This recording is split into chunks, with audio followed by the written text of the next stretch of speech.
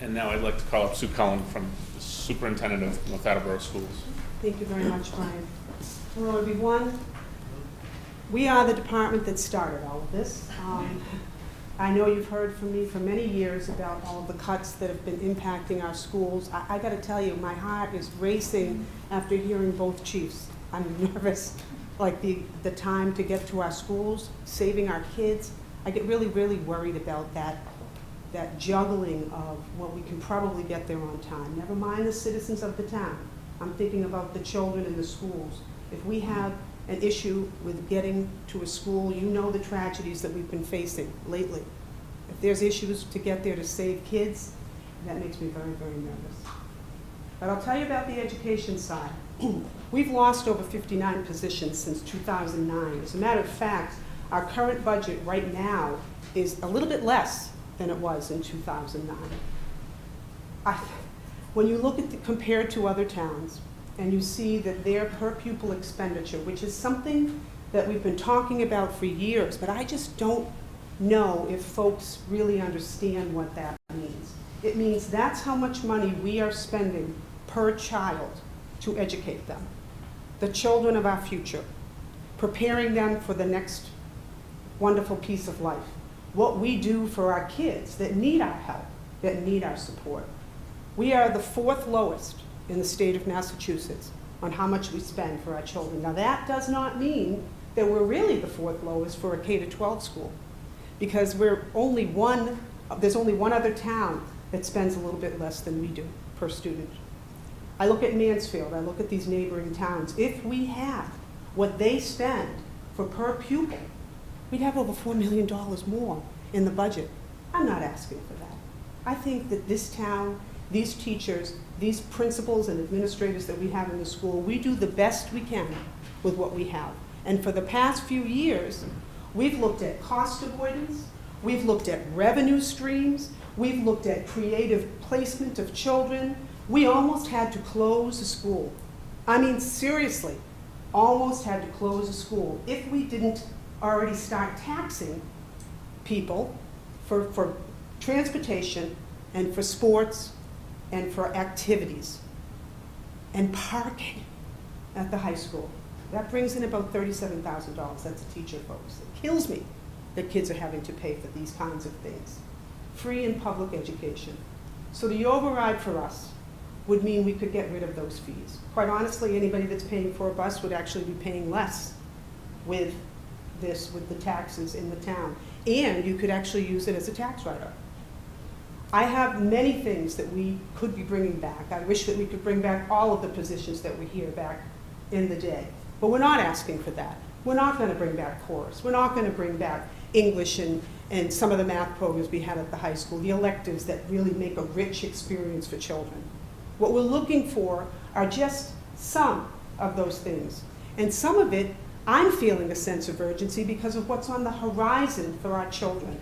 The comparison with other towns. Did you know that by 2016, all children are going to have to take their MCAS tests, you know, the test that you need to graduate, they're going to need to take it online. That they're actually going to be tested on a whole new set of standards that are called the Common Core. We don't have materials to match that. As a matter of fact, we have some outdated materials that in a moment I'm going to ask my assistant to come up and show you. Now, I'm not trying to be overly dramatic. Actually, I've held on to these materials for the past couple of years until we were close to a possible solution for fixing this problem. But it's the truth. It's what's going on in our schools. Now, our kids are amazing. Our teachers are the best I've ever seen. I'm in classrooms all the time. They care passionately for these kids. They bring in their own materials. They work hard. They stay late. They come in early. They try as best as they can. And they don't complain because our kids are wonderful. And they make a lot of progress. But just think, if we were to give them some of what other towns actually have, where would we be? I just think that would be so awesome to see. Now, there's questions out there on whether or not this is a want or a need. It's a need, folks. This that we're asking for is only restorative. I'm not asking for innovation. I'm not asking we bring in full day K, even though we're only one of 3 in the state that don't have it.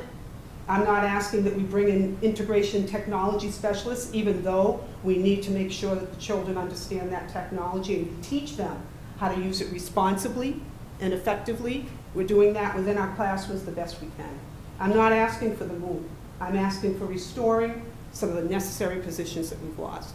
Now, I'd like to bring down my assistant, if he could just show you a little bit about some of the materials that our kids have been using and explain to you a little on how we're going and what we need as we progress.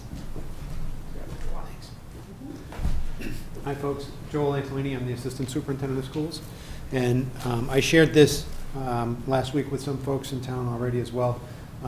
This is an example of a 1983 textbook for our 4th grade students that they're using. This is actually still issued, 1983. In this textbook here, Pluto is still a planet. Regions Far and Near is a social studies textbook issued to our elementary students. This one here is a publication date of 1993. George Bush was president, the first one. And in here, they're talking about regions near and far. How much has the world changed that's in this textbook to what is actually being happening throughout the world now? We have here a middle school textbook. These are just a few examples. This one here is actually 1993 as well. Geography, again, the question is how much has that changed over the last 20 years? And as you can see, this textbook is completely falling apart. This was actually issued to a student, and there's many others like this that are still out in circulation. It's very difficult to actually keep pace in class when you're sorting through a textbook that's falling apart, trying to find the right page that they're on. This here is a high school biology textbook. Again, a couple of years ago, the high school science department was recognized as being the top in the state on MCAS performance. #1 in the state, and yet this was the textbook that they were using, 1993. A significant aspect of that test that they were actually asked to perform on related to DNA and the Human Genome Project and everything else, not even a mention in this textbook, not even a mention. So we've got a ways to go. We also had another textbook that I shared. It's a calculus book, Honors Calculus, and that too also had a 1993 publication date. Honors Calculus is an exit course that most of our parents and students would like to achieve. And yet in that textbook, it's so old, there is absolutely no mention of a graphing calculator. And the graphing calculator is now common practice for our 8th grade algebra. And here's a textbook that they're using as a resource that doesn't even call upon the students to do that. While there's different examples of each textbook in place, our curriculum materials need the support to bring them into the Common Core environment, which our students will be assessed in the years to come. And remember that those assessment strategies are really what the Department of Education uses throughout the state of Massachusetts to measure whether or not we're doing our job here in North Attleboro and throughout the Commonwealth. So if our students aren't performing, then the Department of Education provides even more mandates that we need to achieve.